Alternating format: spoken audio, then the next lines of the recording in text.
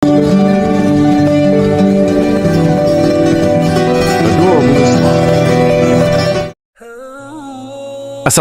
warahmatullahi wabarakatuh. Jumpa lagi Sobat Adorable Islam, bagaimana kabar kalian? Semoga selalu dalam keadaan sehat. Pada video kali ini kita akan membahas Abu Ubaidah bin Jarrah, sahabat Nabi yang dijuluki kepercayaan umat. Nabi Muhammad memiliki sahabat-sahabat yang berperan penting dalam menyebarkan ajaran Islam. Di antara para sahabat, Abu Ubaidah bin Al-Jarrah adalah salah satu sahabat Nabi yang paling jujur dan terpercaya. Abu Ubaidah bin Jarrah adalah sahabat Nabi Muhammad dan termasuk dalam 10 orang yang dijanjikan masuk surga. Ia juga dikenal sebagai komandan tentara Rashidin dan termasuk kandidat terkuat penerus Nabi Muhammad bersama dengan Abu Bakar dan Umar. Selain ahli dalam peperangan, Abu Ubaidah bin Jarrah juga ahli dalam beberapa bidang dan diberi julukan kepercayaan umat. Abu Ubaidah bin Al-Jarrah lahir dengan nama Amir bin Abdullah. Sama seperti Nabi, ia berasal dari kota Makkah Al-Mukarramah. Saat dewasa, perawakannya tinggi, agak membungkuk dan tidak gemuk. Wajahnya cenderung cekung, janggutnya tipis. Riwayat tentang dirinya ketika masih non-muslim cukup jarang dijumpai, walaupun tokoh tersebut berasal dari suku Quraisy. Barulah sesudah ia memeluk Islam, banyak perawi menuturkan tentangnya. Abu Ubaidah menjadi muslim hanya selang sehari setelah Islamnya Abu Bakar. Masuk Islam. Abu Ubaidah bin Jarrah adalah keturunan kaum Quraisy dari Bani Al-Harits bin Fihr yang lahir pada 583 Masehi. Sebelum masuk Islam, ia dikenal sebagai salah satu bangsawan Quraisy yang rendah hati dan pemberani. Pada 611 Masehi, Nabi Muhammad datang untuk berdakwah Islam kepada orang-orang di Mekah. Abu Ubaidah pun menjadi salah satu orang pertama yang memeluk Islam saat berusia 28 tahun. Dari Asy-Syiddiqlah ia pertama kali mendengar tentang ajaran Tauhid yang dibawa Nabi Muhammad. Bersama dengan Abdurrahman bin Auf, Utsman bin Maz'un, dan Al-Arqam bin Abil Arqam, ia mengucapkan 2 kalimat syahadat di hadapan Rasulullah. Menjadi bagian golongan umat muslim pertama di Mekah, ia pun menanggung hinaan dan penindasan yang dilakukan oleh kaum kafir Quraisy, seperti halnya Nabi Muhammad. Setelah itu, pada 623, Abu Ubaidah mengikuti Nabi Muhammad, berhijrah dari Mekah ke Madinah. Sejak saat itu, Abu Ubaidah selalu setia mendampingi Nabi Muhammad dalam menyebarkan risalah Islam.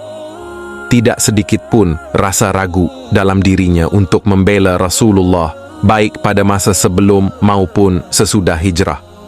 Ia ikut bersama umat Islam berpindah dari Makkah ke Madinah. Kemuliaan Abu Ubaidah ditandai dengan besarnya kasih sayang Rasul kepadanya. Seperti dinukil dalam Sunan Tirmidzi, pernah suatu ketika Abdullah bin Syaqiq bertanya kepada Ummul Mukminin Aisyah, siapakah di antara para sahabat Nabi yang paling beliau cintai? Abu Bakar, jawab Aisyah. Siapa lagi? Umar, katanya. Kemudian, siapa? Abu Ubaidah bin Al-Jarrah, ucapnya. Siapa lagi? Tanya Abdullah kembali. Tetapi Aisyah hanya diam. Kiprah di medan perang, era Nabi Muhammad. Pada 624 Masehi, Abu Ubaidah berpartisipasi dalam Perang Badar atau pertempuran besar pertama antara umat Muslim dan Quraisy di Mekah. Dalam pertempuran ini, ia melawan dan membunuh ayahnya sendiri yang berperang di kubu kaum kafir Quraisy. Setelah itu ia terjun ke dalam Perang Uhud, pertempuran Khandaq, dan turut terlibat dalam perjanjian Hudaibiyah. Pada 630 Masehi, ketika pasukan Muslim menaklukkan Mekah dari 4 arah, Abu Ubaidah menjadi pemimpin salah satu divisi. Kala itu, pasukan kaum Muslimin pimpinan Abu Ubaidah bersama Nabi Muhammad memasuki kota Mekah dari arah barat. Setelah itu, ia terlibat dalam Perang Hunain, penyerbuan Taif, dan Perang Tabuk. Selepas pertempuran itu, beberapa perwakilan Kristen dari Arab Saudi tiba di Madinah. Mereka menunjukkan minat untuk masuk Islam. Para delegasi tersebut kemudian meminta Muhammad untuk mengirim seseorang yang bisa membimbing mereka. Nabi Muhammad lantas menunjuk Abu Ubaidah untuk membimbing mereka mengenai ajaran Islam. era kekhalifahan Abu Bakar. Ketika Nabi Muhammad wafat pada 632 Masehi, terjadi masalah suksesi yang menimbulkan perselisihan di antara umat muslim. Umar sempat meminta Abu Ubaidah untuk menyalonkan diri sebagai khalifah, tetapi menolak. Setelah itu, Abu Ubaidah menjadi komandan tentara muslim dalam beberapa pertempuran dan berperang bersama Khalid ibn al-Walid. Di bawah komando Khalid, mereka berhasil mengalahkan tentara Bizantium, Romawi Timur, pada 30 Juli 634 Masehi. 1 minggu kemudian, Abu Ubaidah bersama Khalid bergerak menuju Damaskus dan mengalahkan tentara Bizantium lainnya dalam pertempuran Yakusa pada pertengahan Agustus 634 Masehi. Sesampainya di Damaskus, pasukan Muslim langsung mengepung kota, di mana Khalid memerintah Abu Ubaidah untuk mengepung gerbang Jabiyah Damaskus. Karena kalah telak, pasukan Bizantium diberi waktu untuk melakukan gencatan senjata selama 3 hari dan diizinkan pergi sejauh mungkin bersama keluarga dan harta mereka. Era kekhalifahan Umar. Pada 22 Agustus 634 Masehi, Khalifah Abu Bakar wafat dan digantikan oleh Umar.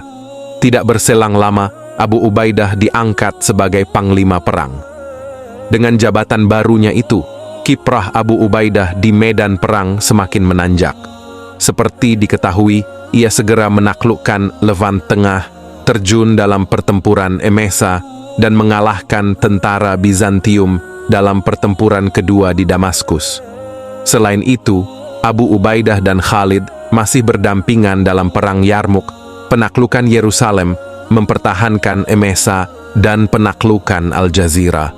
Pasca kemenangan dalam pertempuran-pertempuran tersebut, Abu Ubaidah mengirim Khalid dan Iyad ibn Ghanm untuk merebut Edessa, Amida, Malatya, seluruh Armenia hingga Ararat, dan menyerbu Anatolia Utara dan Tengah. Setelah itu, Umar menghentikan invasi untuk sementara waktu dan memerintahkan Abu Ubaidah yang telah ditunjuk menjadi gubernur Suriah untuk mengkonsolidasikan kekuasaannya di Suriah. Akhir hidup. Setelah Abu Ubaidah pindah ke Jabiyah di Suriah, ia terkena serangan wabah. Ia pun meninggal pada 639 Masehi. Penyebab meninggalnya Abu Ubaidah bin Jarrah adalah karena wabah. Sebelum meninggal, ia memberi wasiat kepada pasukannya untuk selalu mendirikan salat, berpuasa Ramadan, bersedekah, melaksanakan ibadah haji dan umroh, serta untuk tetap bersatu dan saling mendukung. Abu Ubaidah bin Jarrah juga menunjuk Mu'adz bin Jabal sebagai penggantinya. Jenazahnya kemudian dimakamkan di Deir Ala, Yordania, warisan. Pada masa Walid bin Abdul Malik dibangun sebuah masjid Damaskus hasil karya arsitek terkenal yang bernama Abu Ubaidah bin Jarrah. Masjid tersebut disebut dengan Masjid Agung Umayyah atau Masjid Umawi. Disebutkan bahwa Masjid Umayyah merupakan salah satu bangunan peninggalan peradaban Islam yang masih berdiri kokoh hingga kini dan menjadi salah satu situs sejarah yang penting bagi masyarakat dunia. Semasa hidupnya, Abu Ubaidah bin Jarrah dikenal sebagai sosok yang sangat sopan, rendah hati, dan paling baik akhlaknya. Abu Ubaidah menjadi sahabat yang mencabut potongan besi yang menancap di pipi Rasulullah SAW. Pada perang Uhud, di mana posisi kaum muslimin sudah sangat terdesak, Rasulullah SAW terkena anak panah. Beruntung beliau memakai pelindung kepala, namun 2 buah mata rantai pengikat topi besi putus dan menancap ke pipi Rasulullah SAW. Maka Abu Ubaidah bin Jarrah pun mengambil potongan besi itu dengan mulutnya hingga membuat 2 giginya lepas atau ompong. Ia juga merupakan sosok yang paling sederhana dibandingkan dengan beberapa sahabat Nabi Muhammad lainnya. Oleh karena itu, Abu Ubaidah bin Jarrah menjadi sahabat Nabi yang diberi julukan kepercayaan umat. Demikianlah video kita kali ini. Semoga bermanfaat buat kalian semua. Akhir kata saya izin pamit. Terima kasih. Wassalamualaikum warahmatullahi wabarakatuh.